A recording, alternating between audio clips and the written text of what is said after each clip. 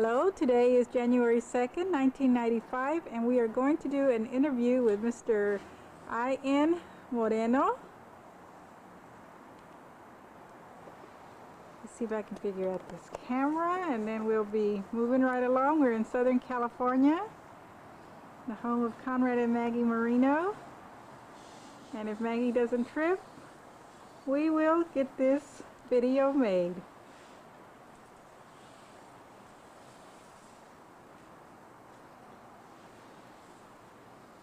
Aha! What is your name, sir? Your name? What is your name, sir? Isabel Moreno. Isabel Moreno. Okay, we're going to talk to you. You tell us a little bit about yourself. First of all, if I can find my chair, I'll sit down. Why don't you tell us what you remember about yourself when you were growing up, maybe a little bit about your parents, the ones that died, and how you became an orphan, and then your parents that adopted you. Go ahead. Well, actually, me and my brother Jacinto were born to Marcelino Moreno and Antonia Ibarra Moreno. But shortly after I was born, my parents passed away. More than likely pretty close together, because I don't remember anything from the beginning there until we were adopted and brought to Taylor, Texas back in about 1914. Now, no, I'll take it back. It was 1916. So, me being the youngest, I don't have any recollection of my parents, only what I've been told. Now, my brother did remember, and so by him, I have some information about how we came about being adopted. Actually, a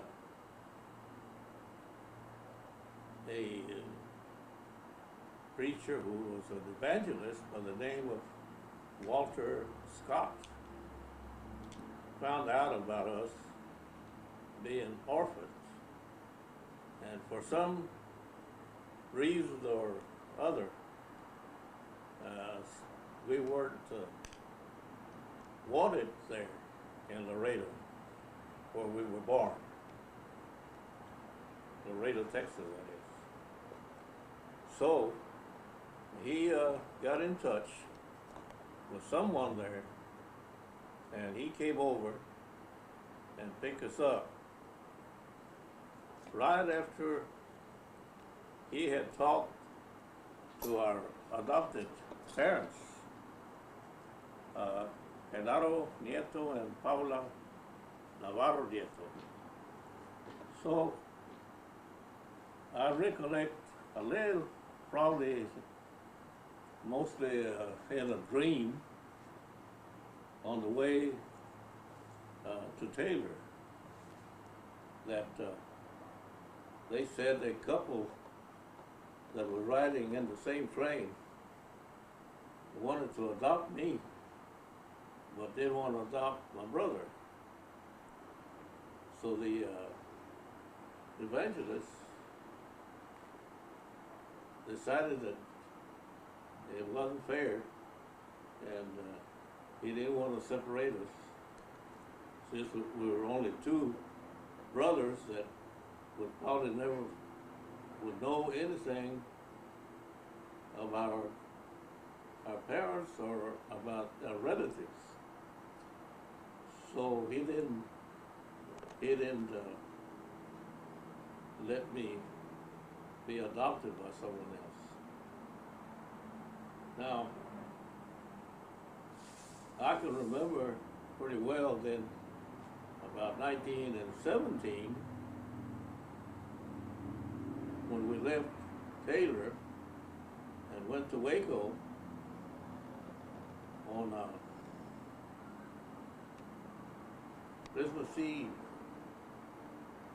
We started out early in the morning from Taylor on the wagon with a horse, and very few things that we carried because there wasn't too much at home. So Mother and Dad, the one that adopted us, they put me and Jacinto, my brother, in that buggy. They laid some hay up the bottom. We laid on that, and then they covered us up with quilts, what quilts we had. And they rode up on the top of the seat. Now when we got past Temple, and we were about to come into a little town by the name of Lorena, it was real cold and freezing. And we were hungry. And there was nowhere where we could stop or anything. So then Dad said he saw a little home, a little house by the side of the road, a little shaggy place that looked like abandoned, which it was. So we stopped there. And then we went in, and Dad went and asked in the neighborhood there was another house, and they were the owners of that little house. And he asked if we could stay there for the night. And they said, yeah, we were welcome. So we went in, and they told him, now there's a stove in there and a fireplace, and there's a lot of wood outside, or if it's not, you can have some of ours fit. And you build your fire there. So he did. After he got the fire started, Mother was going to make some coffee for us. Actually, that was just about all we had. Even though the young ones, didn't drink coffee, but I guess if there wasn't anything else, we had to drink it. There wasn't no milk or anything else. About that time, somebody knocked on the door, and Dad came to the door, and these people, since it was Christmas Eve, they were there with a basket full of goods. All kinds of food, all kinds of cookies, cake, all of those things that were made back in the old days. They were real good, especially for hungry people. So Mother started crying, and she lay down, and she kneeled down and prayed, thanked God for the food. So that night we slept there. Next morning we got up, started out again. We were about 20 miles from Waco and about 30 to 35 miles to our destination, which was a farm way out near Riesel. So when we got there, they showed us where we was going to stay, where we was going to live. So we went in. First thing we did, I guess, since it was so cold, was to build a fire. But the house was full of cracks. The floors were all full of cracks. So Mother gathered some rags, paper, she started stuffing all the cracks on the floor so that they could lay the quilts down so we could spend the night. And so there we lived in 1917 and 18 during the war, First World War. Then we moved to another branch. In 1919, there was an epidemic of malaria fever, and people were dying every day. I remember seeing people carrying their dead ones out of their homes, taking them to the cemetery, crying. And so we were just waiting for our time, I suppose. We didn't know if it was coming, you know. But evidently it was our time, so we didn't nobody get sick with malaria. And we made it through that epidemic. Dad? Dad? What year were you born? What was your birthday? My birthday is October the 10th, 1914. And your brother's birthday? His birthday was August the 17th of 1911. Okay, and you were adopted by your parents in what year? Yeah, my foster parents is Paula Navarro Nieto. And what year? Genaro Nieto.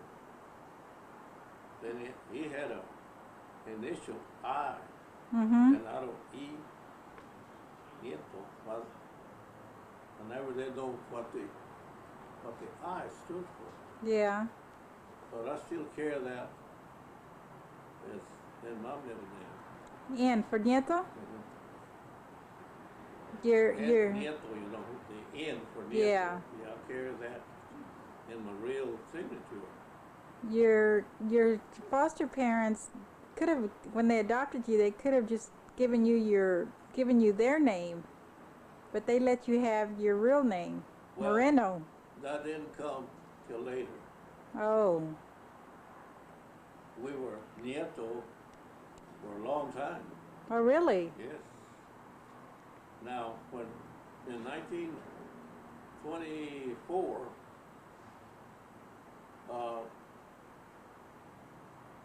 that's when we were living in Liberty, Yeah. and I was about, I'd say about 10, maybe 11 years old, and Jacinto was, you know, a little older, about 13, 14. So he moved to town with mother, because mother and dad had separated. Yeah. And he went to town to live with her, and I stayed with dad. And I remember some bad experiences because after a while, dad was dating somebody to get married with, and he would leave home in the evenings after work, and he wouldn't get back till way late at night or early in the morning. And so I laid in bed a lot of nights, and I could feel something crawling on me. I could hear voices, I could hear noises and hoot owls hooting up on top of the house. And I would cover myself up to the face and sweat, but I wouldn't take the covers off because I was afraid. How old were you then? I was about 12, maybe 11, 12. Yeah. And it was just horrible, you know, to be laying there by myself, and it was out in a little pasture with nothing but trees all around there. And the railroad went by pretty close, and every now and then I could hear the trains going by. But finally, in 1925, my brother decided to come and pick me up to spend Christmas in town, Temple. So So that was just an excuse to get me out of the house because they didn't intend to let me come back, which I did. So I stayed there in Temple and went to school. When I started school there, I didn't know what grade I was in because we never did attend school regular. But what was your name then, Nieto, when you started school? Pardon? When did you change your name to Moreno? Oh, that was later. Oh. I went on with the same name until Jacinto started working in a candy factory in 1927. And when he started working there, he decided that he was going to change his name back to the original.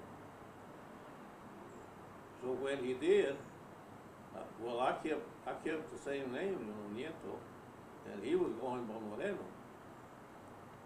So I kind of thought it for a while. I said, it doesn't seem right that he would be Moreno and me, Nieto, being blood brothers, you know?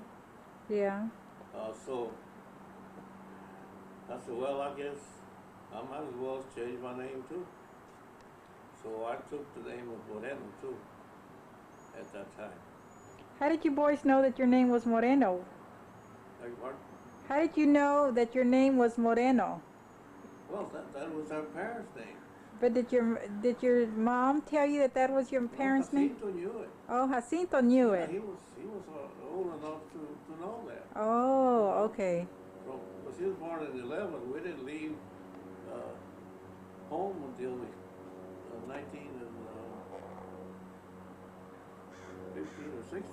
Oh. So he was about 4 years old. And he knew his name was Moreno. He knew who the parents were. Oh. Yeah, he knew a whole lot of things too because that I could remember. You know, such as what Dad used to do, and you know, he said he was a fruit peddler. A fruit peddler? Yeah, he had a little donkey and a cart. Yeah. And he would go to the warehouse and buy fruit. Mm-hmm. And so, you know, and he would carry it around the neighborhood. That's your dad, your real dad. Yeah. Who's Marcelino. Marcelino. And that's how he made a living. You know. Yeah. Peddling food. You know. Yeah. So actually, I don't know, and nobody had ever mentioned what kind of disease they died from, but they both died pretty close together, right? Most likely the same year. Mm-hmm. So I never could find out much about anything else because I wrote a couple of times to the county, the Webb County, and the courthouse, and they didn't have anything that they could find about us. Did you being registered? Did you live in an orphanage at all? No, we didn't live in an Oh. orphanage. Okay. No, we were picked up there from home. Oh. Somebody had us at another home, but they didn't want to keep us. Yeah. You know, and so they just kept us there long enough for the preacher to pick us up. Yeah. But they didn't want us. They had enough children, and they were afraid. Also, I was told that our parents had died of a bad disease, and that we probably had it too. Oh. And they didn't want to, Yeah. so that's why we just got adopted and left everything behind. Okay. We're going to take a little break right now, and then we'll come back, okay? Okay. Okay, we're back now. You want to continue with your little history here? Okay. Well, in 1921, we left Riesel, it's close to Riesel where the farm was, after the First World War was over. Dad didn't get to go in the service because he wasn't a citizen, but he had to become one after that in order to stay here. And so we came to Temple in 1921. Remember, we stopped at the Katy Depot one evening, and Mother didn't know how to use the phone. Certainly we didn't either. So there was just happened to be a Mexican fellow that was walking around there, and we asked him if he could use the phone, and he said yes. Mm-hmm. He said, well, can you call a certain number? Because my uncle Gregorio Tellez, which Mother claimed as a half brother or something that lived there, that's where we was going to go. And they were supposed to have been there to pick us up. But evidently they didn't remember or something, so they wasn't there. And so this fellow said, yeah, I can call. So he called, and then he came back and told us, yeah, that they had received the message and they were coming. But we were very hungry there, and Mother wanted, for us to eat. She had a little money then, not a whole lot, but enough to buy something to eat. And there was a little restaurant right across the street from the depot. And she said, well, maybe we can go there and eat. And so this fellow said, no. He said, you can't go in there and eat. I said, why? He said, they won't allow you. So they don't allow Mexican people or anybody else, only whites. Really? So she said, well, can we just go around the back door maybe and tell us to hand us, to buy something if they give it to us? He said, yeah, you can do that. So he said, well, can you go there with us? And Mother went. I didn't go. Jacinto didn't go. Mother went. And they went around the back, and they did. They sold some stew, which was very good, Yeah. We were hungry, anything is good. But anyway, that's the way we ate supper that night, that evening. Because it was a long time before they got to pick us up. Oh, really? Yeah. And see, they had the Model T Fords back then, and I don't know whether they had one of their own. I don't think they did. They had to go borrow the one from the boss. Oh. They had to go borrow the car from the boss, and then come in. Mm-hmm. Earlier you were telling me, I asked you when you learned English, and you said that you spoke Spanish at home with your parents? Yeah. And then that your dad taught you how to read and write? Yeah, read and write in Spanish. And at the age of about 7 years old, I was reading Spanish. And the people would gather around on Sundays. They'd bring the paper, la prensa, and I would sit around with them, and they wanted me to read. Yeah. So I would read the paper for them, and they would give me nickels and pennies and stuff. Enough to buy candy with. Yeah. Those days you could buy a lot of candy for a penny, And you said too that they tried to teach Jacinto to read also, but Jacinto could never learn. Well, yeah, Jacinto wouldn't try to learn, I guess, or he just didn't like to learn how to read. And Dad was kind of hard on us if we didn't learn our lessons. Every time he'd miss a word, he'd give her on the head. I guess I was lucky I didn't get too many of them. Once in a while I'd miss. Yeah. But Hey. most of the time I I knew my lessons, you know.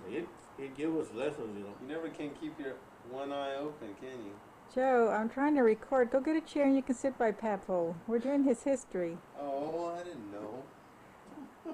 Okay. Actually, Jacinto didn't have any desire to learn. He could have learned just as easy as I could, because he was right there. It was just the two of us, you know. A lot of times what they did, in order to know if we knew the letters and not just learn them by memory, they would get a piece of paper Yeah. and make a hole in it. And then they would go around in the book and put it over a letter. Oh, really? Yeah. So we could tell them what letter it was. Mm-hmm. And that was pretty hard for us, and he got a lot of coscorrones. Bang. Yeah. Yeah. But I went on and read the paper for these people, and I would read other things too, you know, books, funny paper.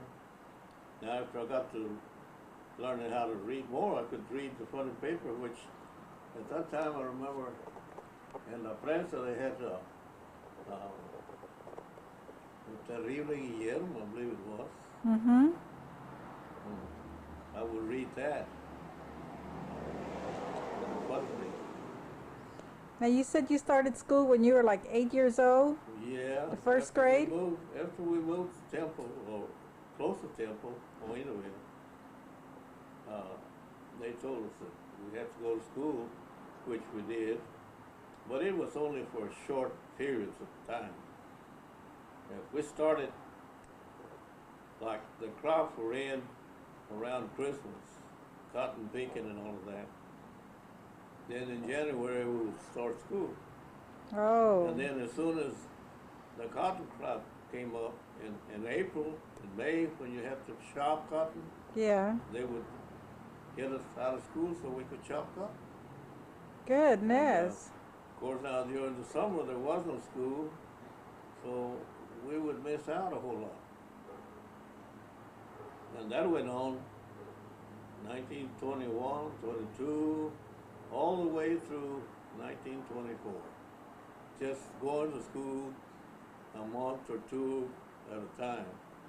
What did- So when I came to Temple, I started school there, and they asked me what grade I was in. I told them, well, I really didn't know. But I thought I was in the third grade. So they said, well, we'll give you a try. And they had what they call the high and the low then. Yeah. High, Hi, third. low third. High. Yeah. So they started me in the low third. So we'll keep you there for a month, give you a test. If you pass it, we'll promote you. Mm-hmm. So they did. And every month or so, they would give you a test on the next grade. Yeah. And by the end of that year, in May, I went through that little school, which was the high fifth. Oh, goodness. Right on through there. Yeah. So the following year, I went to Central Junior High, a junior high school. Yeah. And about that time, that's when me and Jacinto were making trips to see Dad, you know, in Little River. And in one of those trips, the Temple Taylor bus, which was a big limousine, ran into us. Really? And Jacinto went over the windshield, and he fell on the pavement. What were you driving something, or were you walking? Jacinto was driving a Model T Ford. Oh. We never had a Model T Ford. And your Yeah, Jacinto car had ran in? Jacinto had bought a Model T Ford, Oh. and we'd drive it over to see Dad. Yeah. And that big thing run into us, and Dad was out in the field plowing. And so nobody knew, you know, the cars started coming by and they would stop to see if they could help. They said they found me hanging up here by the fence. Because my pants were hung on the fence. Wow. That's how far I flew out of the car. Hmm. But I couldn't get up. See, I was hurt here in the pelvis. Yeah. And Jacinto was laying out in the middle of the road on the pavement with one leg. Well, his face was this way, but his leg was pointing that way. Wow. Broke right in here. And he had a big gash on his head Mm-hmm. and right here on his nose. Mm. Right there. Looked like his nose was hanging down a little bit. It's cut over the windshield. Wow. But he was still, you know, he was out, but he wasn't dead. And what I did, well, after I couldn't get up, see, I had a coat on, and they told me that he was laying on the pavement with nothing on him. And it was kind of cold. It was in March. So I told him, well, take my coat off, because I couldn't get it off. Yeah. I took my coat off, and I told him, put that under his head. You know, Mm-hmm. because he was bleeding quite a bit from his nose, cuts. And he had a big gash in his head. And so I told him, I said, well, just put that under his head and see if, you know, it would be more comfortable. Finally, the ambulance came and picked us up. And on that bus was a couple of Mexican people, 2 guys. And they had a few cuts on their head. Mm. And they took us all to the hospital. But when they got there, they just put us all in a room.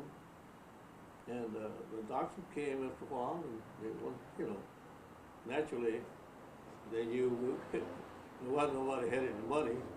Yeah. So they just kind of patch everybody up. And those guys, when they went to look in their head, you know, where they had some cuts, Mm-hmm. they was going to shave around their head so they could put you know, some patches on it. Yeah. They'll cover up the gashes. And the knives probably wasn't sharp enough. They said they was, you know, hurting their heads. So Ooh. one of the guys said, wait a minute, he said, I got a good razor in my pocket. And he took out his razor, and that's what they used on him. Oh my goodness. To clean, you know, get enough shaved off Yeah. his head so they could patch him up. His own razor blade. Wow.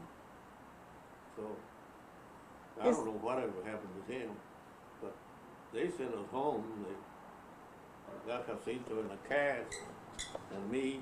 They tied me up real good around the waist, you know. Yeah. Said they couldn't do anything to, if you're broken here in your pelvis, Yeah. there's no way they can do anything to that. You just have to lay there and let it heal. Yeah. But we laid for a long time at home Mm. like that, and it was hot in July. You know, after it got hot, you know, we'd say. How old were you then? Well, I would say I was in 1929, March the 2nd, 1929. That's when we had the accident. From 1914 to 29. 15? You were 15 years I old? was 15 years old. Hmm. Jacinto was about 18. But we both lay there for a long time. And finally, this Mexican fellow there, Temple Castillo, Ernest Castillo, he was one of the guys that had a little store, you know, Mm-hmm. and he interpreted for people that didn't know English. He got us an attorney, you know, Yeah. lawyer.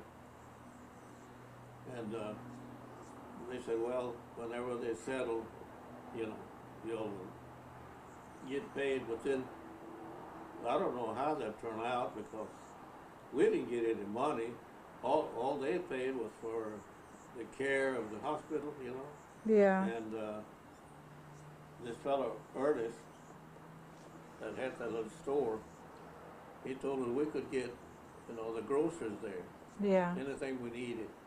And we did. And Mother would get all she needed from there. Said, don't worry about paying. Said, you'll get some money and then you can get paid. So I think that's where the money went. Just for the food, you know, and paying the hospital. Because we didn't get any money. Yeah. I don't know. The lawyers might have got some. Yeah. Probably did. And Ernest, the man that kept us up, he got some. Yeah. And but we did. So you never did make it to your dad's then? You were on your way to go visit your dad? Yeah. Well, we had gone to see him, and then we drove all the way into town, which was a little bit further down. Oh. Right in town. And then when we was coming back, Mm-hmm. that's when it happened. And he was flying up on the hill. We could see him. Oh. So finally, I got to where I could say, you know, speak up. And they said, well, you know, because they didn't know who we were, Mm-hmm. nothing. And I told them, I said, that's my dad, Papa, Mm-hmm. up on the field up there.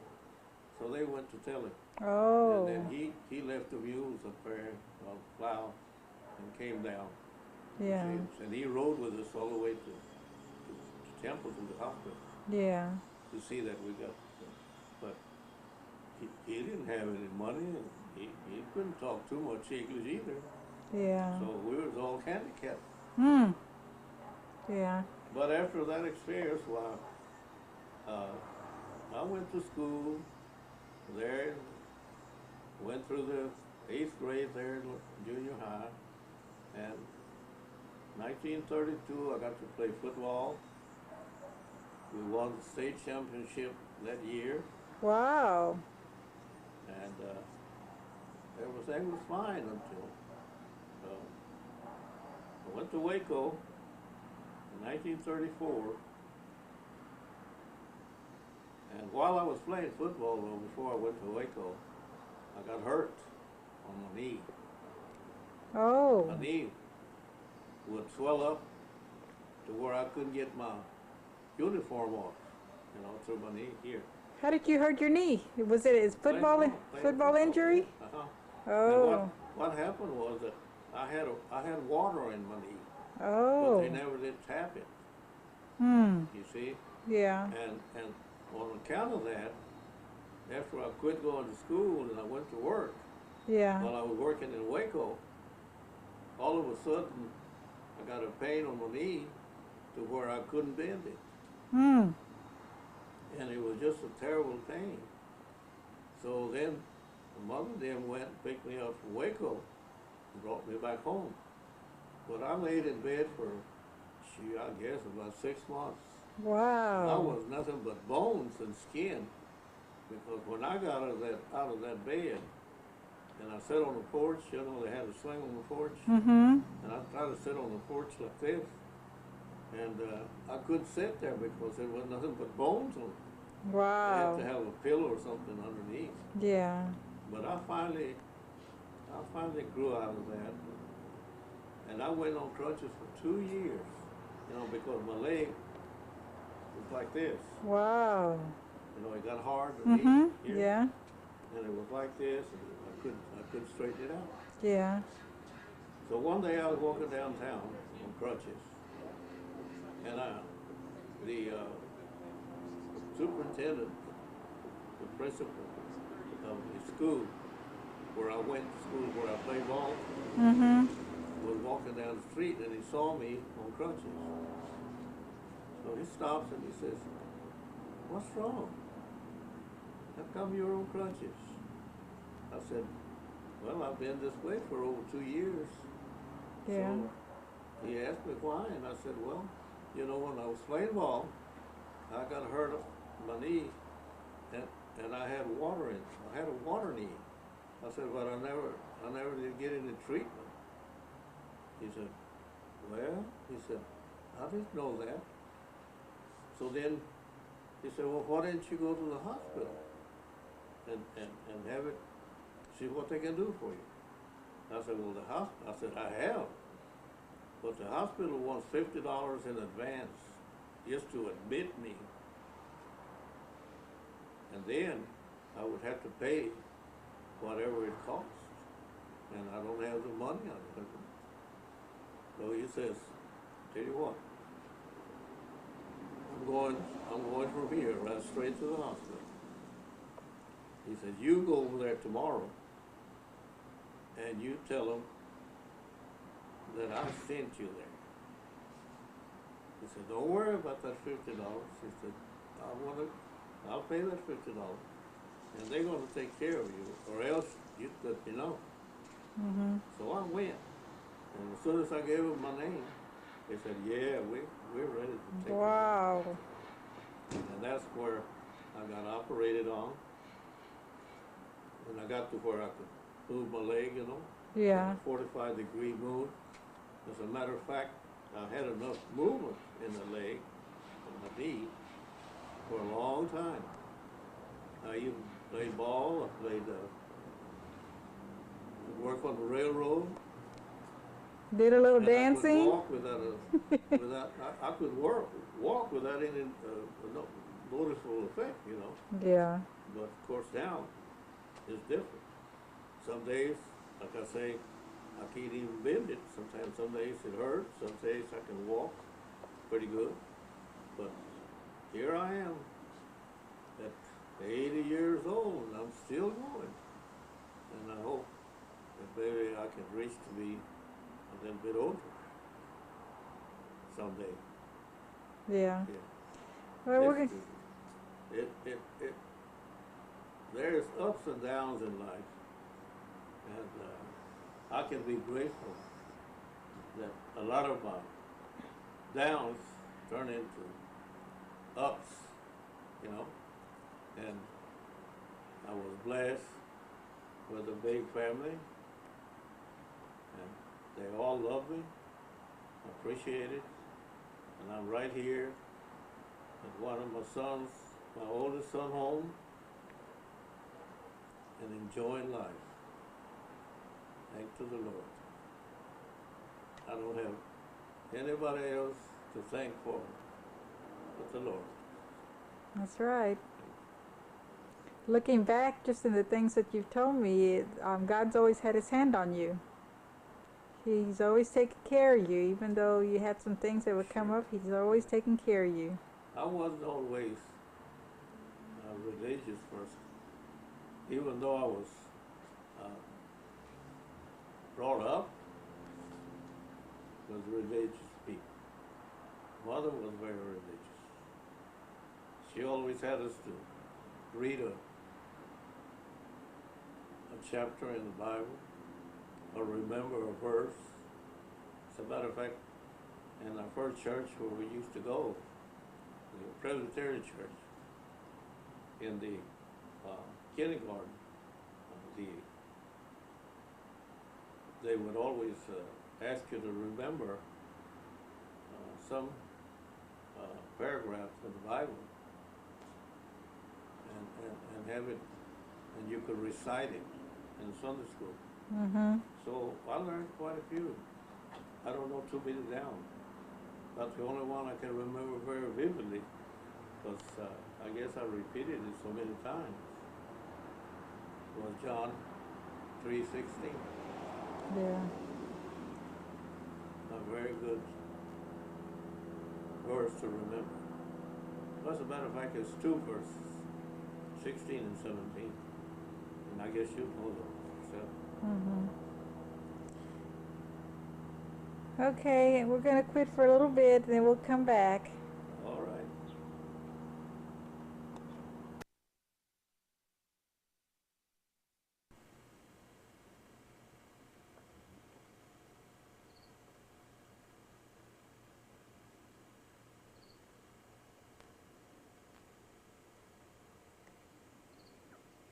We're back again, and we're going to start recording. You're holding on to a picture down there. Tell me who's in that picture. Well, you're looking at a reproduction of a picture that was taken in school in 1925, which it wasn't exactly as it is, because my hair wasn't combed that neat, and I wasn't wearing a suit. Really? But they made it to look that way. Mm-hmm. And that was at the end of the 1925 school year that I finished elementary and was then I went on to junior high in the 6th grade. Mother always thought it was nice to take pictures of us when we were kids, even though she didn't have the money to pay for them, but she somehow saved enough money to pay for this, which at that time would have been a bargain, Yeah. you know, because it wasn't all that expensive, Yeah. but there wasn't that much money made either. Yeah. That's about the size of that. Well, you got some other pictures there. Let's yeah, show that this first is- one there. This is my wife's picture Let me zoom in on when it. she was, oh, I'd say around 14, 15 years old. She was always fond of flowers, and as you can see, she even wore them on her head. Yeah. So, Did you know her at that time when she was that age? Did you know her when she was yeah. that age? Yeah, I knew her when she was that age, Yeah. but I wasn't even thinking about marrying her because she was so young and I was already up in age. And then she went to work because she didn't go to school much. I think she said she went through the 5th grade. Oh, really? And then she went to work. She went to work with this girl here in this picture that was taken at our wedding. And at that time I was cooking, Yeah. and I always liked to wear suits when I came out of work. Yeah. And I've always visited the place where they were working because I was interested in the lady next to her. Oh, really? And she refused to marry me because she said I wasn't, that she wasn't the kind of woman that I would marry, because she had been married before. Yeah. And she always said that Juanita was the girl that I should marry. What was that But lady's? I wasn't even thinking about it. What was that lady's name? I forget. You wanted to marry her, but Yeah, you were. I forgot her name. I just can't. I was thinking the other day when I was looking at it, I said, I can't remember her name. Yeah. But anyway, somehow or another, we managed to get together, and however, we didn't have a wedding. Yeah. I want you to tell I us. just went over to her house one day and asked her grandma to let me take her to work because she was working. And since my brother was already married to her sister, they trusted me. They shouldn't have. And they said, yeah, it was okay for me to take her to work. But instead, we eloped and got married the next day. And this girl, when she found out that we had eloped, she she said, well, I would like to be your witness, if you don't mind. I said, as a matter of fact, I was going to ask her to be. Mm-hmm. And we went to a church there, which is there now, you know, the same United Methodist Church in Temple. It wasn't as large as it is now, but they had a little chapel there, and we went and knocked on the door and asked the preacher to marry us, and he did. Now, So- I think you told me that when she eloped with you, she took all she had was the clothes that she had on her, so you took her shopping. Oh yeah, well, the following day after we eloped, we were in Belton, and I took her to this Blair and Potts store there in Belton, and told her to pick out whatever she wanted to wear, and a little more, not just what she was going to wear that day, but I told her to go ahead and pick out, you know, some clothes, which she did. And then later on in the day, this girl takes off from work, and then we get married. Now, how did your in-laws feel about this? How was that?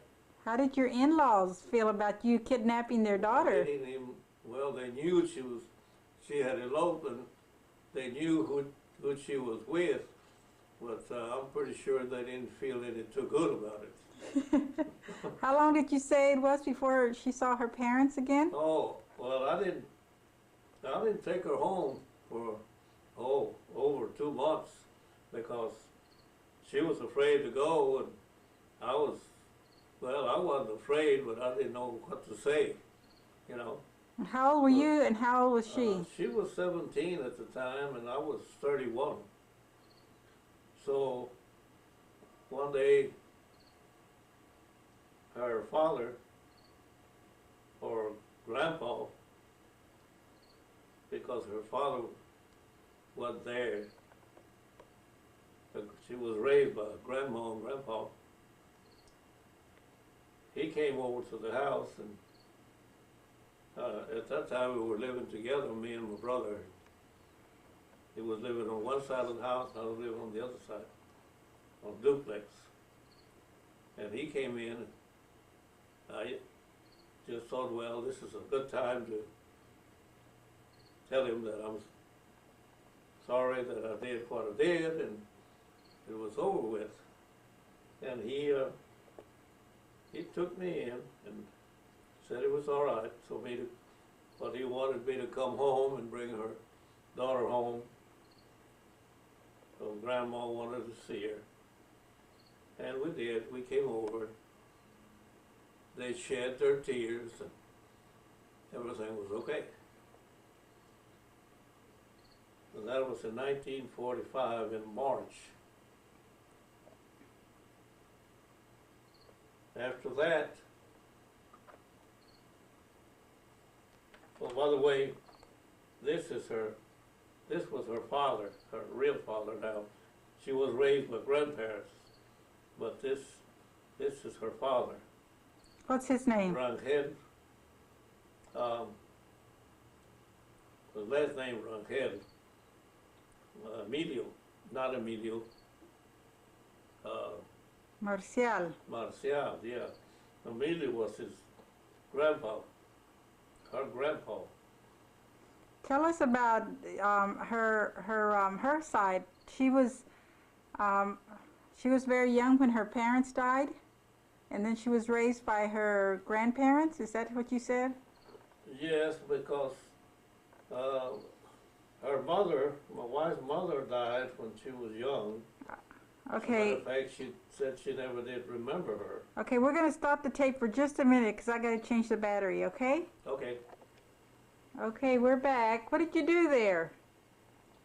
Oh, it fell out of a...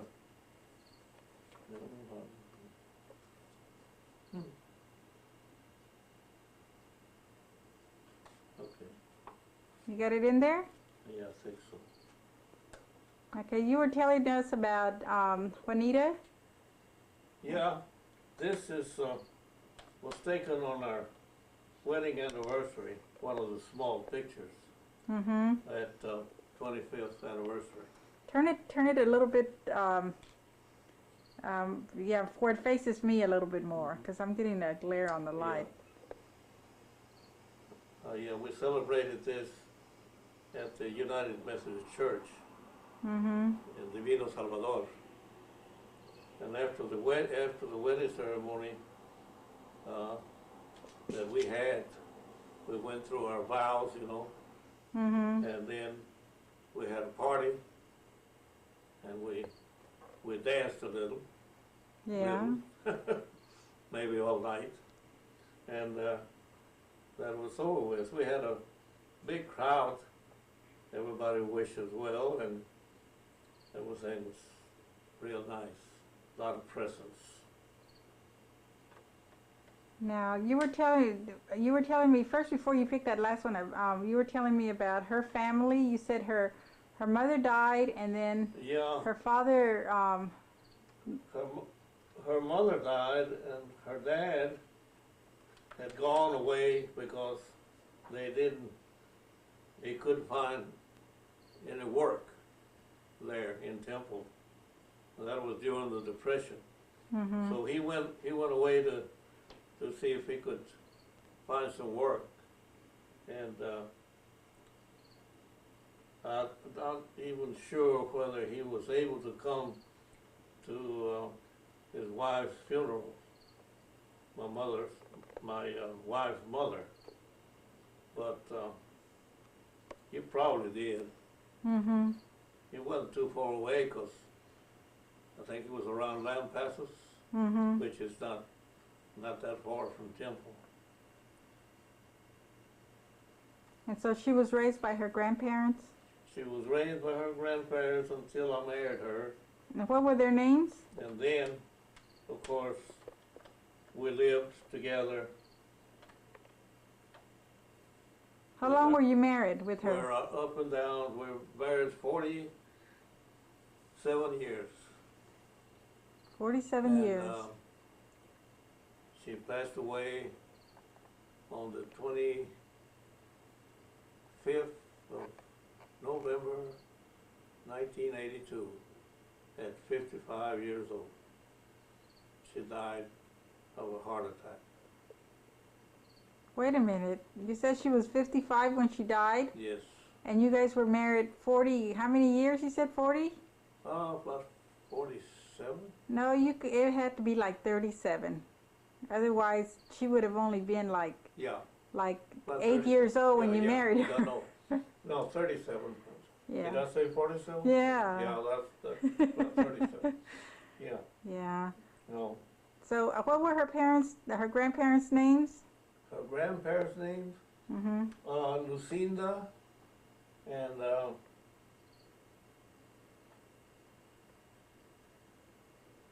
now I forgot his name. Because I get her grandpa and her dad kind of mixed up. Did you say Emilio or something Emilio, yeah. Emilio. Emilio Pedrosa, and that's why she carried the name of Pedrosa, Mm-hmm. even though she was actually Rangel. Mm-hmm. But since she was raised by them, she adopted that name when she was, and she married by that name. By Pedrosa? Uh-huh. Oh. That's the way the marriage license reads. Oh, I didn't know that. Juanita Pedrosa. And So, in later years,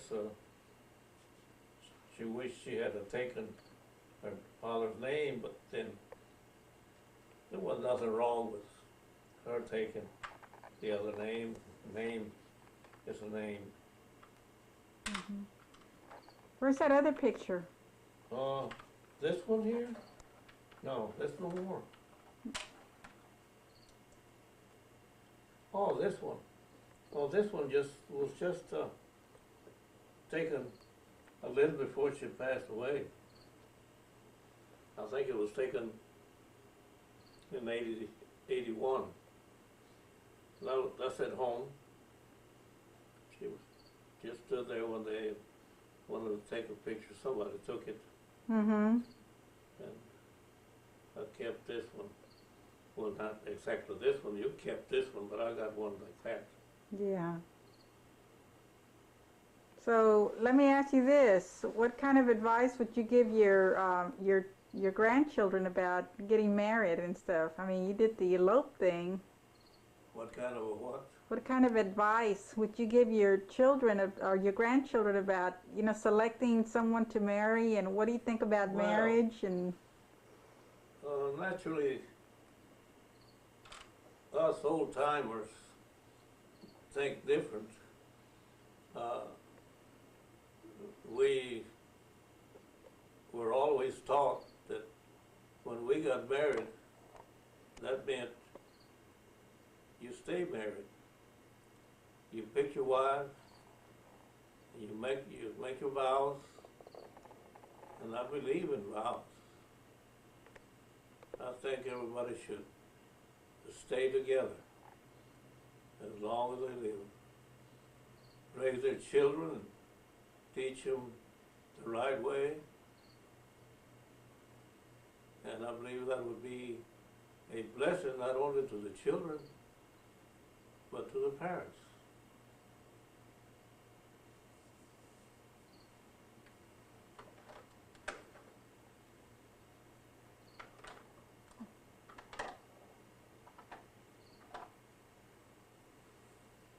I hope that you and Connor will stay together the rest of your life.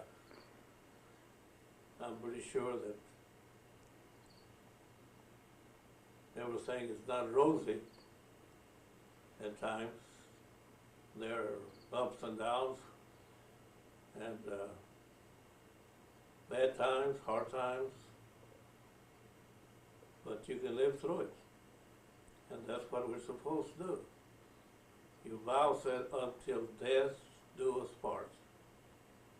And I believe it. mm-hmm. Yeah.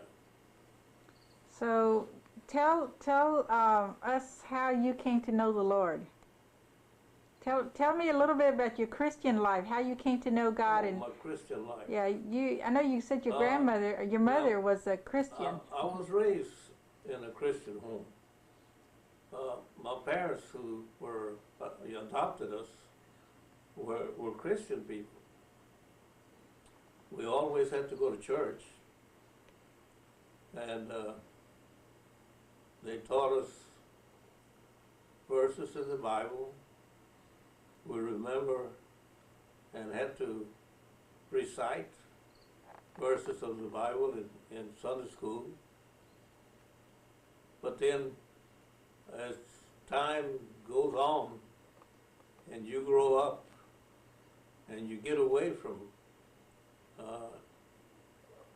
the things that you're taught, and during the war and things like that, there was so much interruption, coming and going.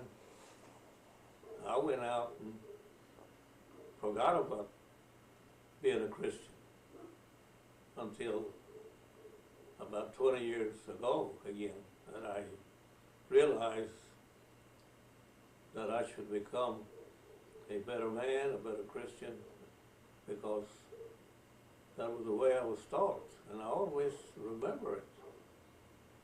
The mother always told us, so you may not be a saint all your life, or at any time as far as I go, but you will always remember what Mother tells you. And I believe deep in my heart, she said, that you will become a good Christian. And I guess by thinking those things over after you grow up in life and you have your ups and downs and hardships, you come to realize that you need to be close to the Lord. And that's what I'm trying to do. It's been 20 years now since I joined church again, and I hope to stay there the rest of my life. I don't know how much longer, because 80 years It's a long time to be living, Mm-hmm. and I only have the Lord to thank for my long life. I've had some short calls during my life. In 1929, we had a terrible car wreck, which at the time, the way it happened, only the Lord or our angels were the ones that saved us, but we should have been killed. That's you and But Jacinto. it wasn't time. Mm-hmm.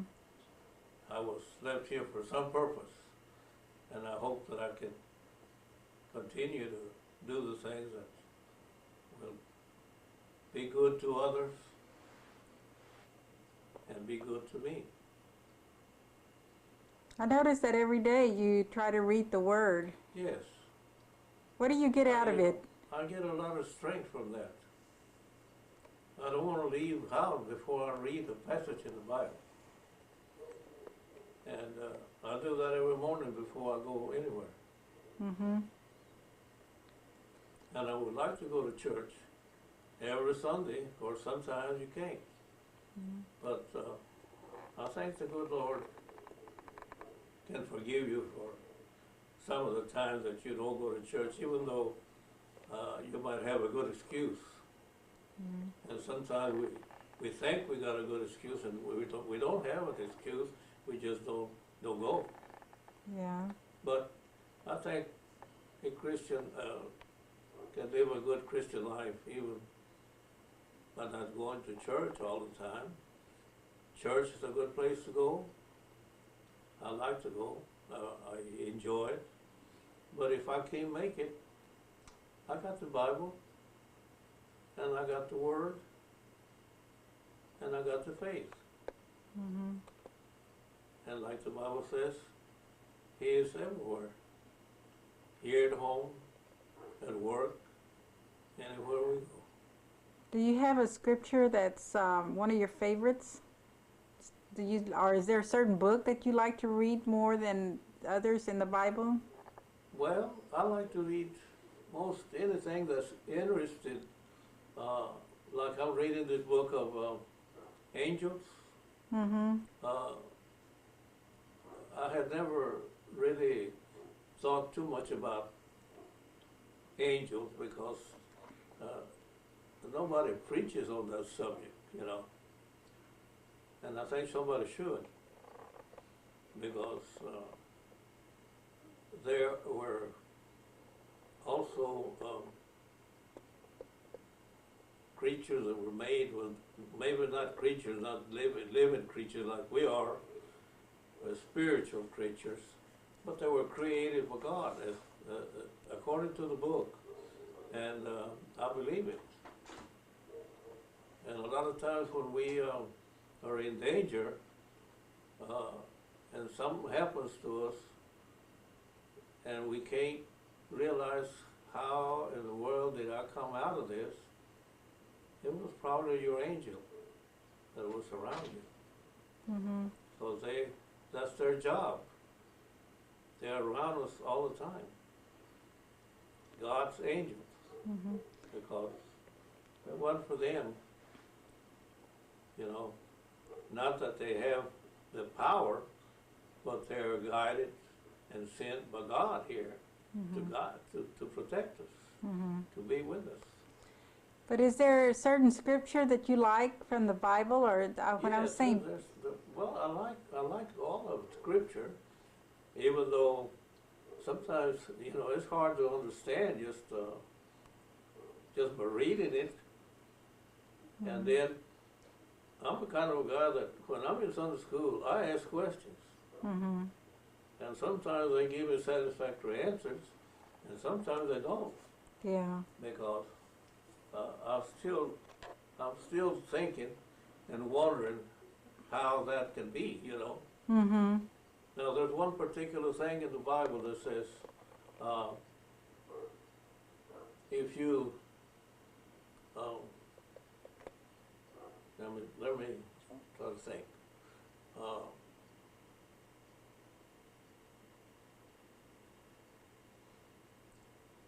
know just how the wording is, but I know it says if you believe, personally believe, that you and your house will be saved.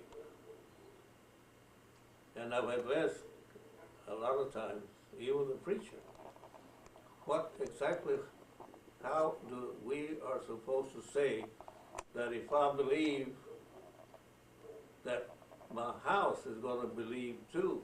Because a lot of times there's members of the house that don't.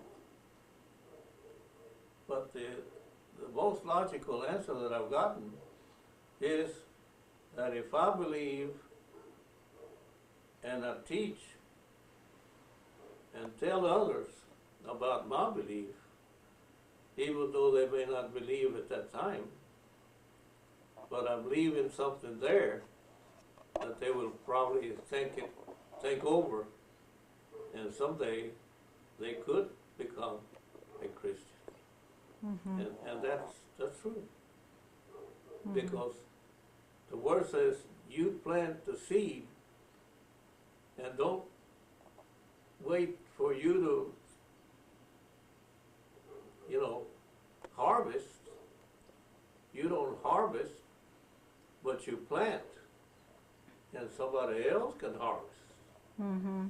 So that way, I believe that everybody that has become a Christian should always tell others about it. Because how are they going to know if we don't? Because the Bible says, if you don't speak, the stones will speak.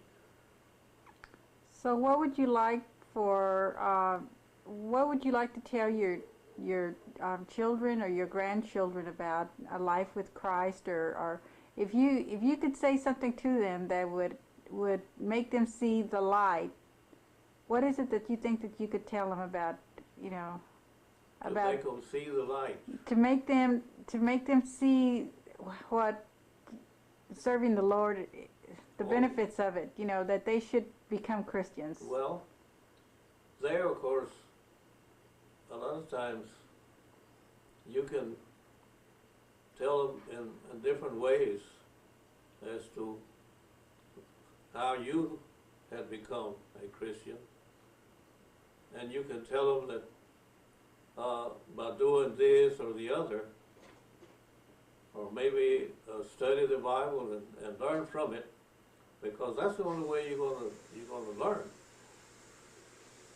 Even though you may not understand it all, but you can get a lot by studying it. Now, like I was saying a while ago, now you can, a lot of times may talk to someone about Jesus, about salvation, and they will ignore it. It's just like you're just talking and they're not listening. They're listening, they're hearing you, but they're not listening because they don't believe. But at times, it may come a time that they may start thinking about it, and then they'll remember what you told them. And that's the way I came about believing, Mm-hmm. because Mother, was always there to teach us, even though we didn't much want to hear it. But later on, we understood it. We knew what she was saying. Mm-hmm. The same way with punishing you for doing something wrong. As Mother said sometimes, this is hurting me more than you, but I'm going to have to do it. Mm-hmm. And she would hit me with a switch, a paddle or something, and then I would think, now how can she say this is hurting her more than me? Mm-hmm. Because I'm the one that's getting it, Yeah. But that's what she meant. Yeah. And she didn't want to do it, but she had to do it. Yeah. Yeah. How would you like to be remembered? Me? How would you like your children to remember you, or your grandchildren? Well, what would you like them to think about? I hope that they can remember me uh, as I am now, not as I was. Because there might be a lot of things in back behind all of this before I realized the truth about salvation that were not pleasant. But I hope they can remember me as I am now. Because it's not what happened way back there. It's what's happening now. And that's the way I feel. Mm-hmm. But the past can be forgiven if you ask forgiveness. And then you try to live a true Christian life. Mm-hmm. And that's what I'm trying to do. And I hope I can continue doing it as long as I live. And tell others about it. Not just keep it to myself, because other people need to know. Mm-hmm. Because you don't want to push anybody, because that won't get it done. Yeah. And salvation, according to the Bible, is a gift. God's gift. And He picks the ones that are supposed to be gifted. Mm-hmm. And I hope that I'm one of them. And all of my kids, and all of my family, and all of the world as far as I go. Mm-hmm. But we know that will not happen. Yeah. Yeah. I know that you like to tell little jokes, but how would you describe yourself? I know you're kind of a funny man. You like. how would you describe yourself? Well, I'm a free-spoken guy. If someone comes to me and tries to tell me different from what I think, as far as my religion is concerned, because you find a lot of people, even preachers. Mm-hmm. I've had one to come to my house from another church, a different church. Mm-hmm. And he was trying to lure me from the church to go to his church. Mm. And I just came out and told him that I didn't want him telling me that. And if he could come to my house and preach the word or talk about the word without trying to get me away from my belief, that it would be better if he didn't come, Mm-hmm. which he didn't. So then you would describe yourself as an honest man in the beliefs that you have? Yes. Okay. Sure. And then how would you describe other parts of your personality? You know, are you patient, impatient? Are you real loud? Are you quiet? I mean, how do you see yourself? I'm real quiet. Really, I don't speak unless I'm spoken to. And then I don't have too much to say. Oh, really? I don't know.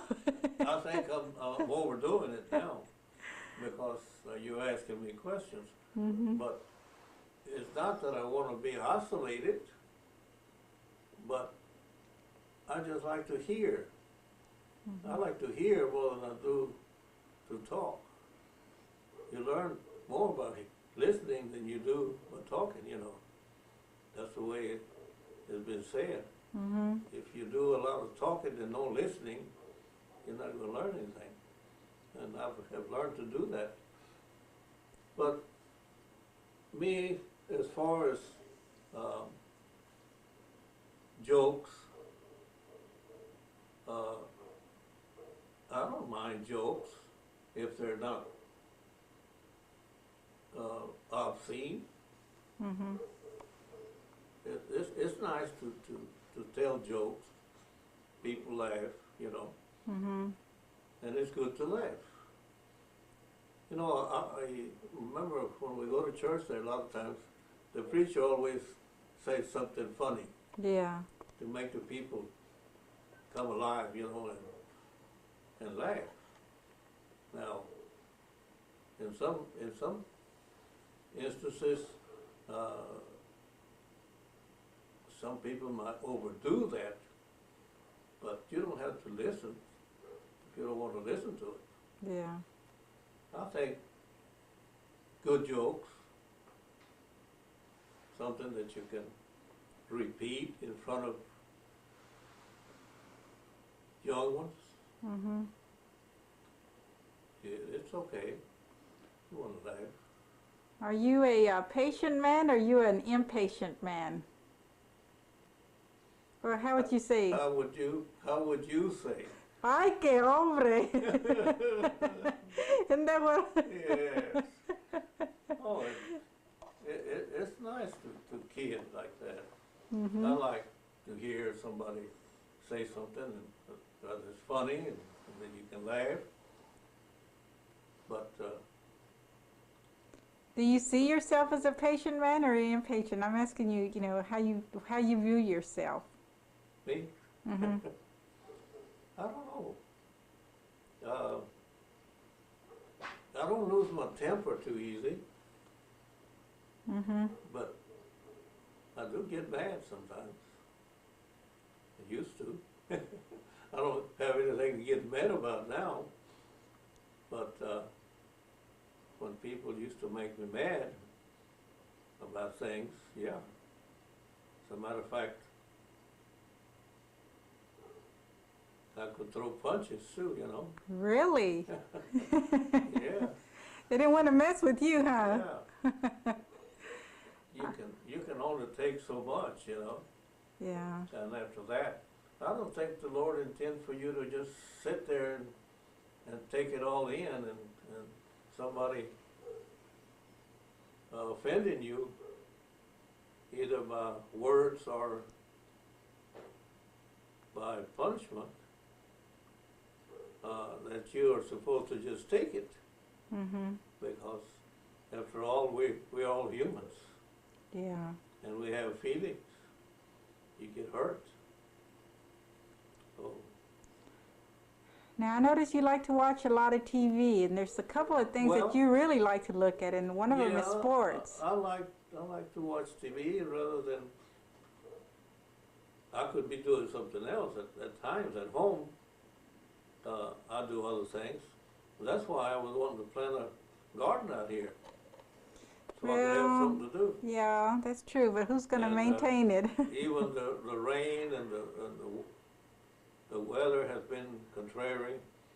I couldn't even have been able to even go out there and sit out there on the sun, because it doesn't shine very much. But back home, I'm always doing something. That's true. Yeah. Well, now, what's your favorite football team? Hmm? What's your favorite football team? Oh, football team? Mm-hmm.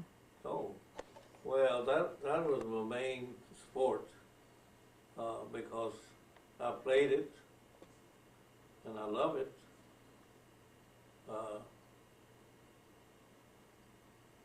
Back home in Temple,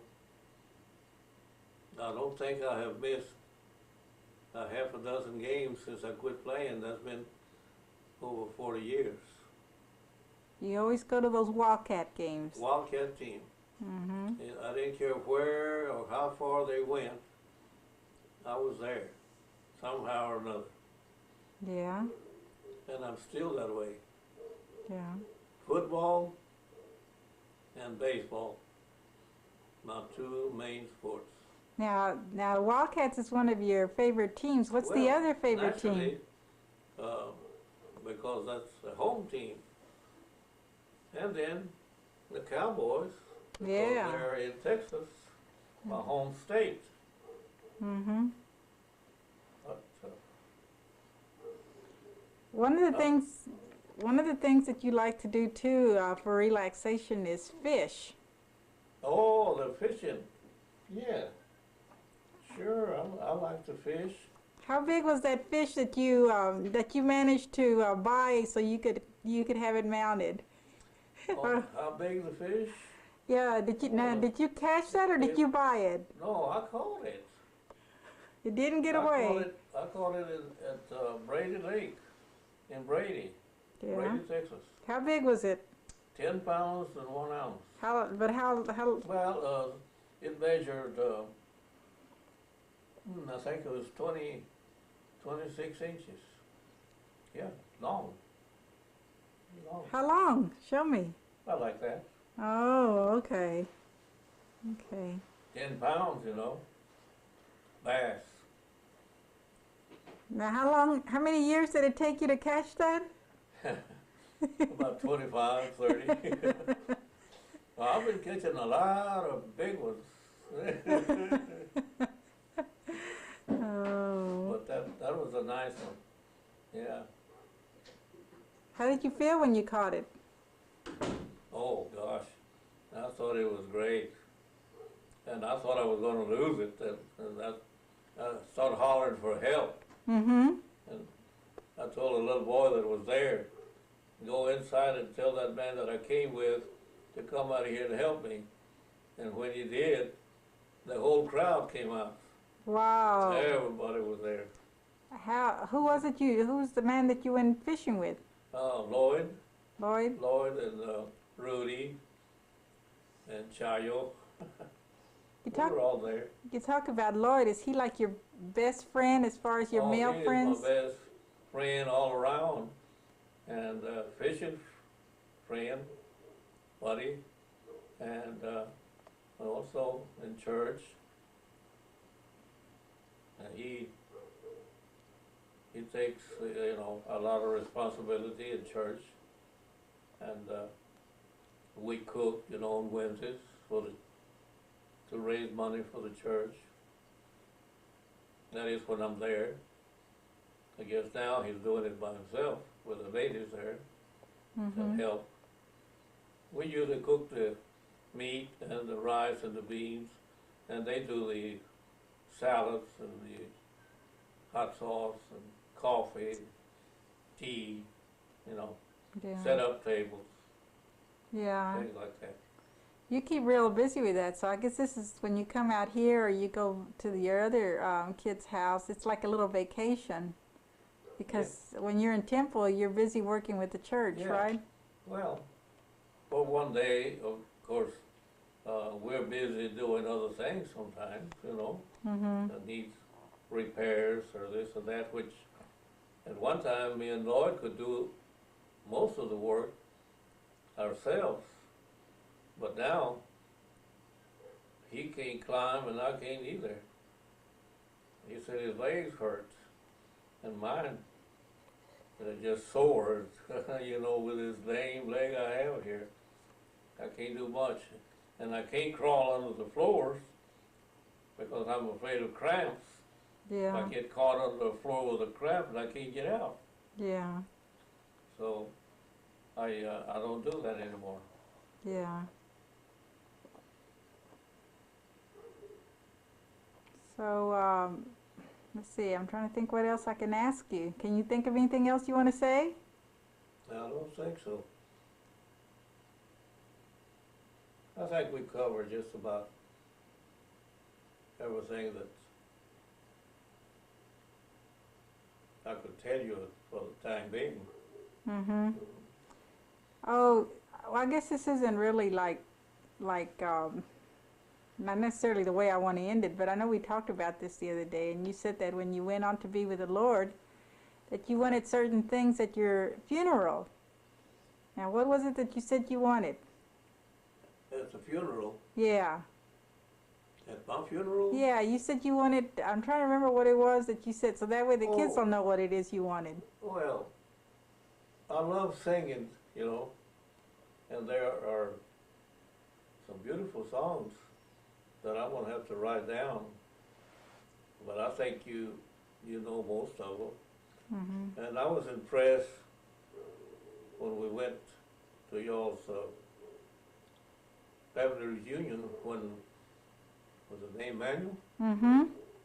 Sang and played that horn. The And trumpet. your sister Mary on the piano, Mm-hmm. and you sang, and one of your other sisters sang. Because I remember when my wife died, that there was about three of you came Mm-hmm. then and sang. Remember? Mm-hmm. Which is Mary and you, and there was another. Forget Mm-hmm. who it was. Who else sings in your group? Well, my Family. sister Mary, and my sister Martha. Martha, Yeah. yeah. So, and then me, And of the of girls. course, I hadn't heard Manuel sing and play the horn, but it was beautiful. And I believe I asked you the other day, I would like for him to come to my funeral Yeah. if he still lived it, Yeah. and play that horn, and y'all to sing. Well, I know in our family we try to view that as a time when the person's gone to be with the Lord, and in a way it's a time of celebration and thankfulness to God for having had that person be a part of our lives. Mm-hmm. And in a way so the singing is an act of worship to God for the life that He gave us, you know. So. No, it's just to me, a singing service would satisfy me. Mhm. There isn't really, of course, a sermon, and usually all of the funeral sermons are about the same as far as the readings are concerned, Mhm. and of course you have people that come up and probably say a few words about you, how they knew you and something about you. Mm. But to me, somebody singing is the most beautiful thing. Mm. Yeah. Just for record purposes, why don't you just kind of say the names of your children, and you know, if you can remember when they were born, but you know, start from your oldest. Well, yeah. Well, of course, Conrad, your husband, that you took away from me. uh, Yeah, but you gained a wonderful daughter-in-law. yeah, well, You know, you couldn't have asked for I any. didn't lose anything. I gained it. Yeah, you Okay. couldn't have asked for anyone better than me, huh? Yeah. I make the best tortillas. Yeah, that's right. Then Mary Do you know when Conrad was born? is born December the 26th, in 1945. Yeah, I always say you got married in March and you had a baby in December. You didn't waste any time at all. Oh, why wait? And then Mary came 2 years later. Is Uh, Mary's name just Mary, or does she have a middle name? Is Mariella. Mariella. Mariella. And I she's know when she was baptized, because I think they took her to the Catholic Church to be baptized, and the priest said, "What kind of a name is Mariella?" You know. mm-hmm. So I think he wanted to put down Mariella. Mm-hmm. Well, I said, we named her Mariella because that's what we thought we wanted to name her. So, and but I think they went ahead and put down Mariella, Mm-hmm. because Ella is spelled with two L's, Mm-hmm. E-L-L-A, Yeah. and he couldn't see that. It would Oh. be Mary Ella. Oh. Yeah. So that's why. Anyway, then came Joanne 2 years later. Then came who? Gilbert? Hey, don't ask me. Don't ask me. I'm lost. You're supposed to know. Oh, then came Stella? Is Stella older than Gilbert? Stella, and then came Gilbert. Now, is Stella's name Stella, or does she have a middle Stella name? was a twin, Mm-hmm. and a premature baby. And her twin died at birth. And she was in the hospital for 6 months under incubator. Really? Hmm. Stella didn't walk till she was about 3 years old. Hmm. She was just a little bitty thing. Yeah. But she can walk and do anything now. Yeah. She sure grew can. to be a big woman. Now, is Joanne's name Joanne, or does she have a middle name? Hmm? Does Joanne have a middle name? I don't think so. And No, Stella it's doesn't have a Joanne. middle name? Well, Joanne is actually 2 names. Oh, yeah. Joe hyphen Ann. Okay, how did you come up with Joanne? Do you I know? don't know. Did Juanita pick out that name? I know. We just pick it out, I guess. Yeah. And I know how they came up with Conrad's name because Juanita had a friend that had a little boy when they were living at home, Mm-hmm. and had a little boy named Conrad. And she was crazy about that little baby. And he said, well, if I get married, my first boy is going to be named Conrad. Mm-hmm. Yeah. Well, let me see now. We got down to Mary. You got to Mary, and then you Mary went. was born in April, 8th of April. I think it's May. She was born on Mother's Day So that's in May. in May, yeah, She was born on Mother's Day? yeah. Oh, that's nice. And then Gilbert was born 2 years later on the 9th of May. Mm-hmm. And then came Sylvia.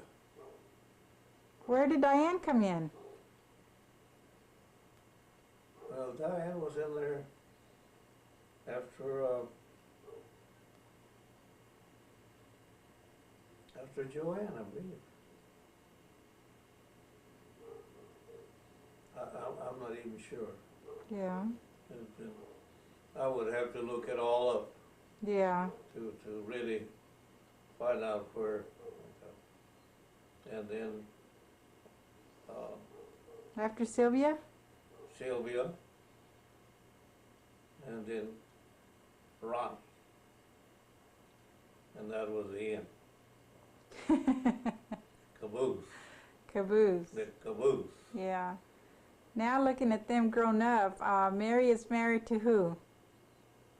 Mary is married to Jean Renteria, And they have? and Joanne married to Paul Donoso. Wait, okay. Stella married to Jose Ares. Sylvia is not married now. And Gilbert is not married now.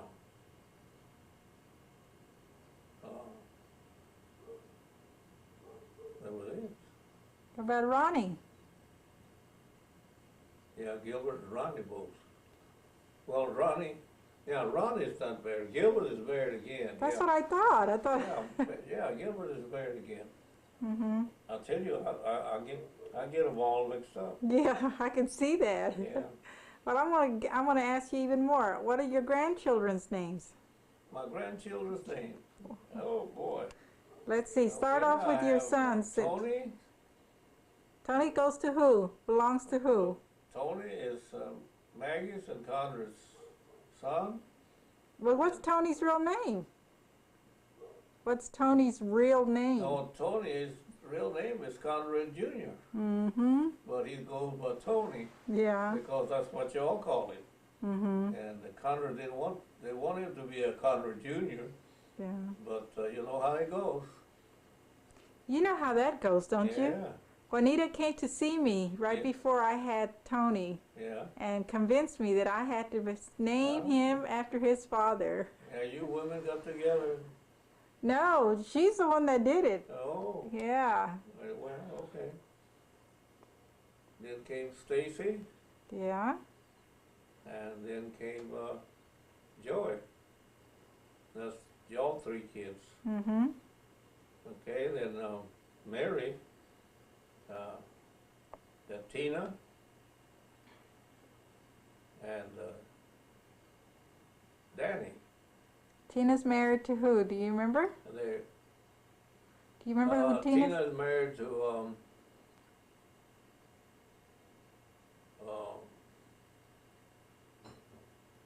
Rob Wren, Mm-hmm.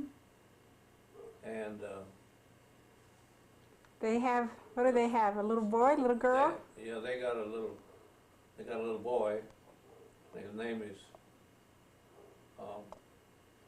he's got a rare name.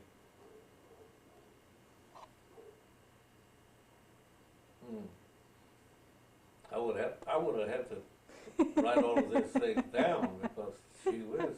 You're going very deep now with his grandchildren. Yeah. Yeah. Anyway, he got a boy. And then Danny? And, Danny's got a little girl. Her name is Danielle. And who's he married to? She's married to Tammy. Tammy. Tammy, Mhm. but I don't know their parents' names. Yeah. And Let's see, and then Stella is married to Joe, Jose. Jose, but she was married to John Velasquez first time, Mm-hmm. and she's got a boy named John, Mm-hmm. the oldest one, and then this one is named Jose. Odd is just like his dad. Well, we call him Nini, you know. Yeah, I remember that. Nickname Nini. Mm-hmm.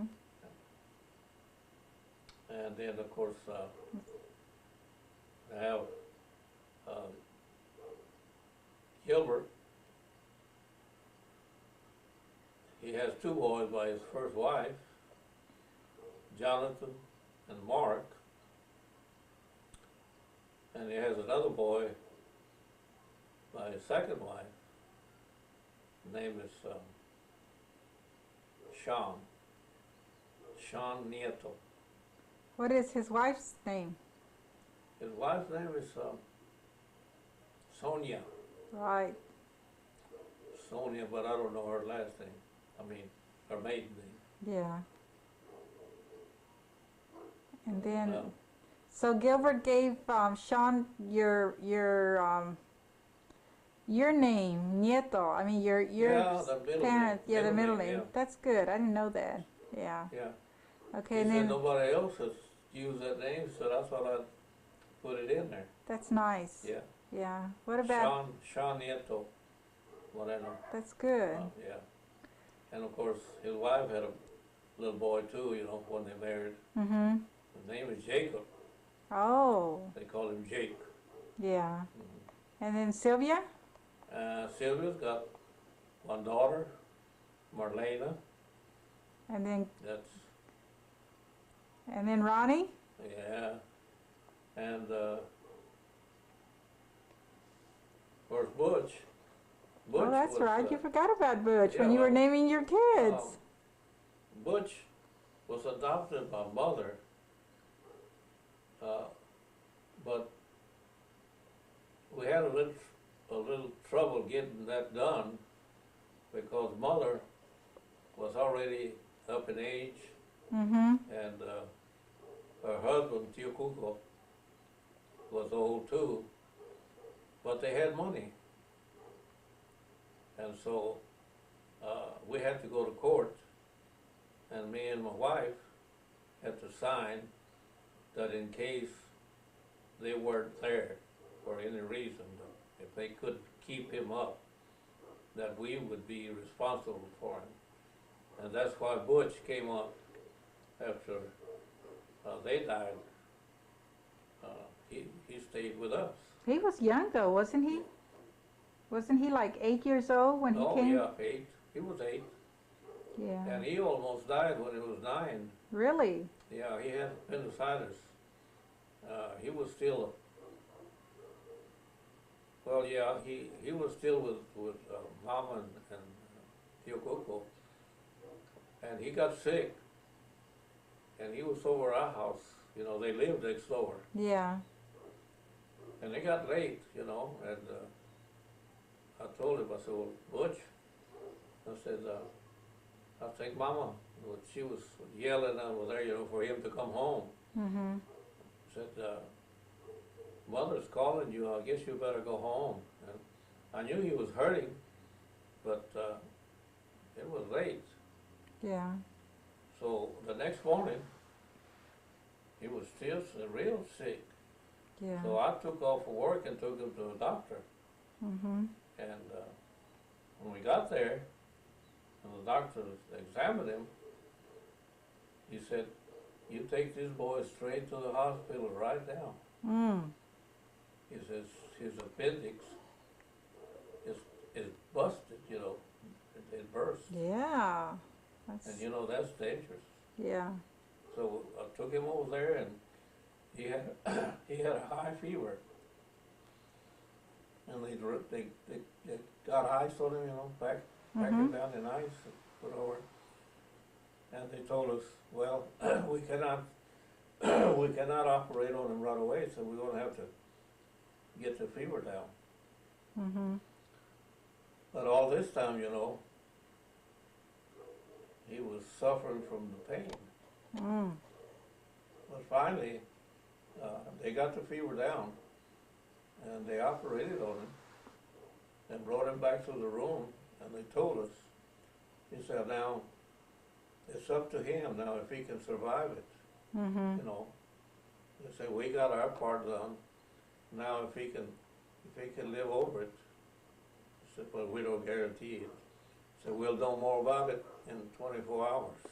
Mm-hmm. You know, they had him with a tube up his nose, where all that stuff was draining out, Mm-hmm. and he made it. And that's why he always, you know, he called me Dad, and called my wife Mom all the time. Mm-hmm. And what is his real name? His real name is, he was born,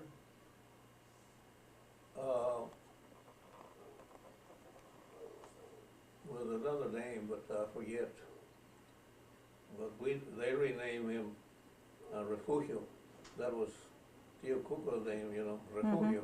That's Refugio, Jose Refugio. That's how come it's called Joe, Yeah. you know, because it's Jose.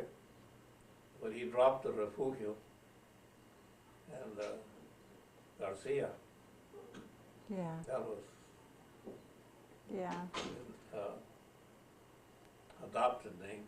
Yeah. Now, you didn't name Ronnie's children's name.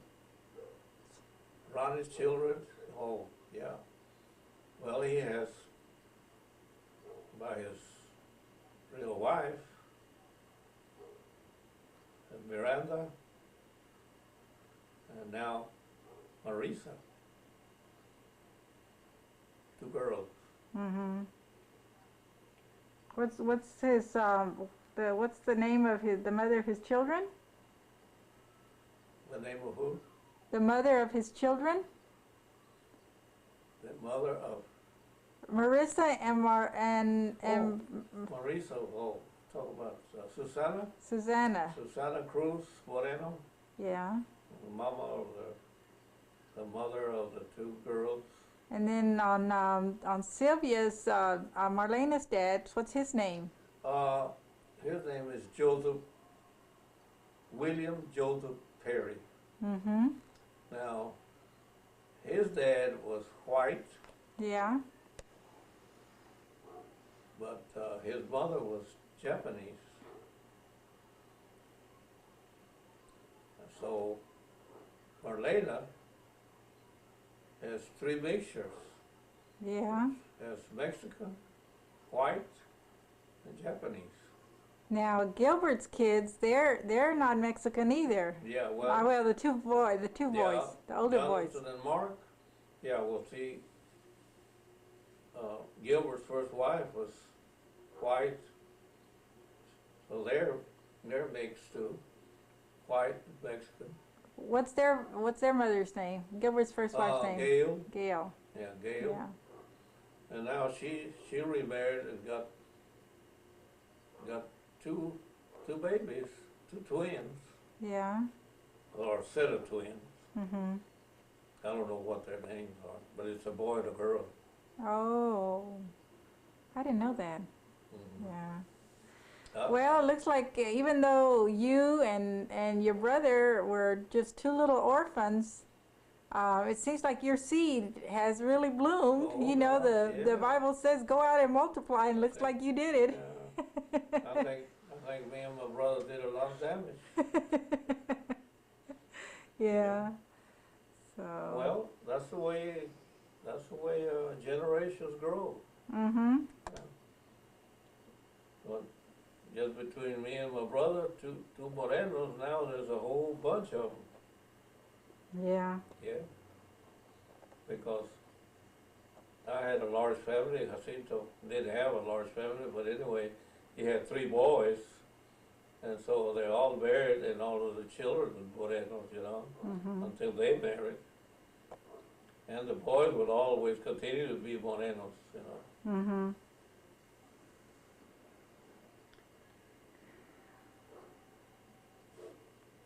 Well, that's life. We're here today and don't know about tomorrow. Yeah.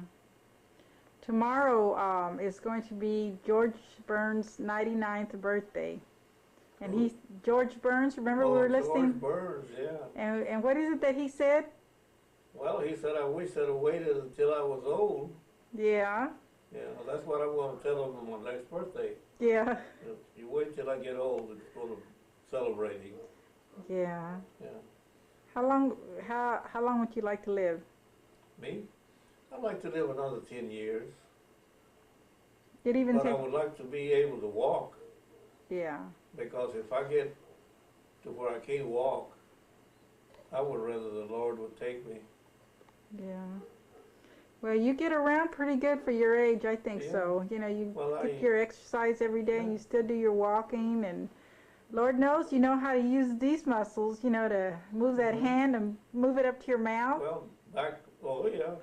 And back home, you know, I still cut the grass Yeah. with a lawnmower, Yeah. which the doctor said don't overdo it, Yeah. because it does put a lot of pressure on me. Mhm. Yeah. But, Now, your favorite exercise is what? walking. No, I thought it was this one. Oh, putting my feet under the table, No, lifting no. up a fork and spoon, yeah. Yeah, getting it up to your That- mouth. Well, that's good exercise. Yeah, you're exercising your Yeah. hand. I'm working my arms and I'm working my jaws. Oh. Well, as long as I don't get up to where I can't see down there where my feet are, I'll be okay. I don't think I'm the type that'll ever get fat. Yeah. I know Connor, we're talking about that the other day, because you know they have so many programs coming with people that are worried about somebody else being fat or being overweight. I think it's just some people are just naturally that way. Mhm. They can't be. Of course, I know that maybe some might be overdoing it just by exercising their hands and their jaws too much. But I don't think there's anything wrong with being a little heavy, as long as you can get around. Yeah. Well, thanks for saying that because we know a certain person that's like that. Well, yes. Nice to say something nice once in a while. Yeah, yeah. Yeah. Like I came away. Mhm. Oh, uh, no, Connor will never be fat, I don't think. Mhm. He, I don't think any of his children will be fat. Yeah. You know what? Now we're talking about the Conrad being fat or not being fat. What do you now that you're older and you're looking at your children? What do you see? What do you see about your children? Go one by one. What do you see in Conrad? What do I think about him? Yeah. What do you think about Conrad? We'll take one kid at a time. What do you think about Conrad? What I think. Well, Conrad was always um, kind of a fellow that didn't particularly care for a lot of noise. You know, even when he was a kid. Yeah. He wanted to go to bed early and get up early.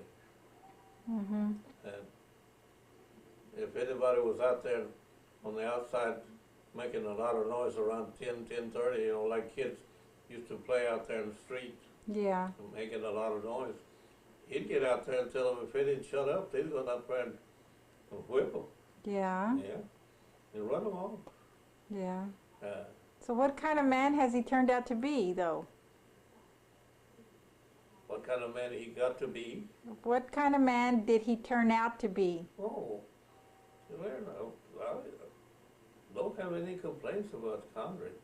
He was always like a boy that came home. He wanted to work, make money, you know, but he went to school.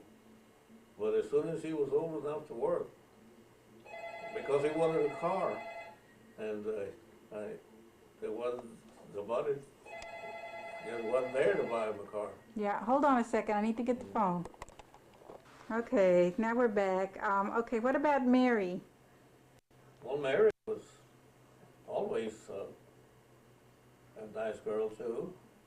She minded her mother, minded me, stayed at home. She wasn't the kind that liked to run around. There wasn't no way of running around because there wasn't no car anyhow. And they wouldn't go out walking. They were afraid to go out. You know. So what kind of woman has she turned out to be? She turned out to be a good wife.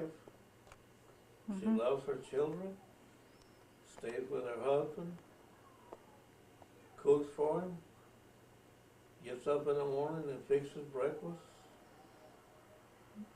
And what was it that you told me that you guys go to the games and how is it that she acts at the games? When you guys go to the game? The games. Yeah, you said Mary likes to go to the games. And Oh, she's yeah. over there what was it you said she does? Well, she goes to football games and she likes to go to baseball games because you know Daddy plays baseball, not hardball but softball. Yeah. And then we go to the Ranger games when I'm there while they were playing before the strike. And we go to football games when the football games start. Mm. Now that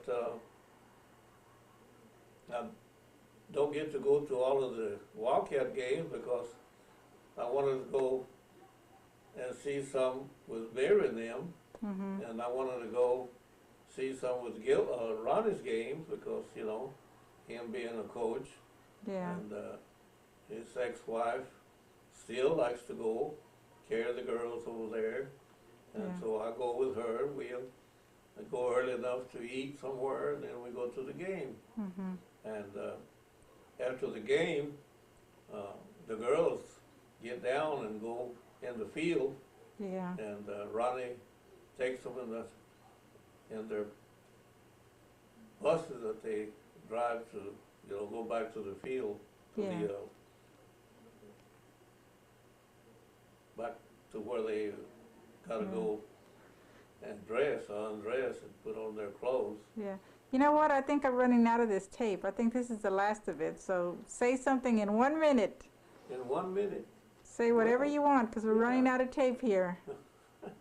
I wouldn't know what to say in 1 minute, but I enjoy all my children, and I'm glad that I have a large family, because a lot of times they say, well, how did you manage such a large family on such a small salary? I said, well, you just have to eat tortillas and beans for breakfast, and beans and tortillas for lunch, and right back to tortillas and beans for supper. Yeah, But we made it, yeah. and I'm glad that everybody, you know, is making a good go of themselves. Yeah. And it's just, you know, amazing how a large family can get by with a small salary, even though some people think, well, you would never make it. Yeah. You can. The Lord is there with you. He always supplies the needs. Mhm. Okay, well, I guess we'll catch you when you come back in June and we'll tape a little bit more. Okay.